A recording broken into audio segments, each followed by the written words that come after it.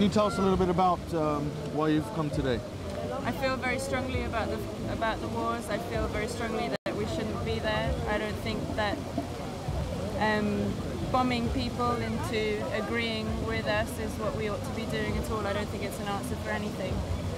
Do you think that these demonstrations, and you've been, I would imagine you've been to some since 2002, have made a difference in the overall, let's say, have been given us a result?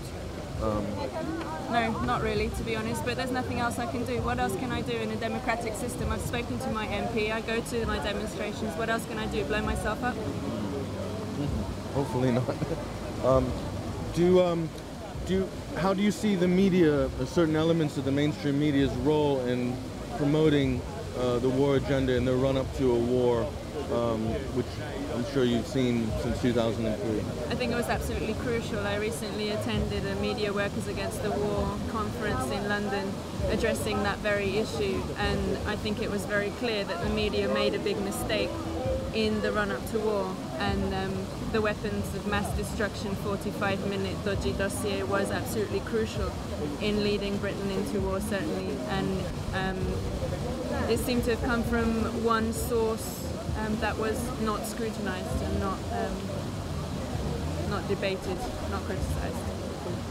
And where do we go from here? We've seen since 2003. I think it was absolutely crucial. I recently attended a Media Workers Against the War conference in London addressing that very issue, and I think it was very clear that the media made a big mistake in the run-up to war, and the weapons of mass destruction 45-minute dodgy dossier was absolutely crucial in leading Britain into war, certainly, and it seemed to have come from one source that was not scrutinized and not debated, not criticized. And where do we go from here? We've seen 20+ demonstrations in central London since 2002, and in your opinion, it's not had the result that we really want. Where do you see what's next? What ideas would you have to enact change? I really don't know. I mean, I really don't know. Ideally, you know, what we should do is not do anything until the war stops. Just refuse to go to work, general strike. I mean, if people really put this first rather than their everyday lives and making money, then maybe we could do something. But without something like that, I don't know what else we can do. I really don't. I believe right now I feel disillusioned. I don't think democracy means anything. I think democracy is an illusion. I have no power, and it wouldn't really make any difference whether I was living here in Afghanistan or Iran or wherever else. We have no power. That's how I feel. I see your sign, "Don't attack Iran." I think one of these.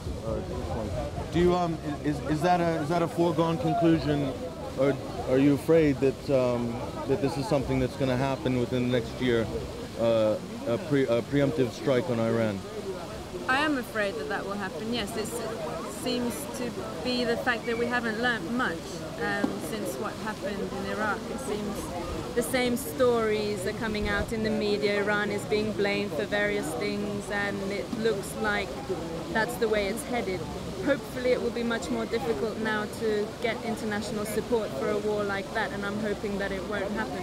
If it does happen, it will be an absolute tragedy.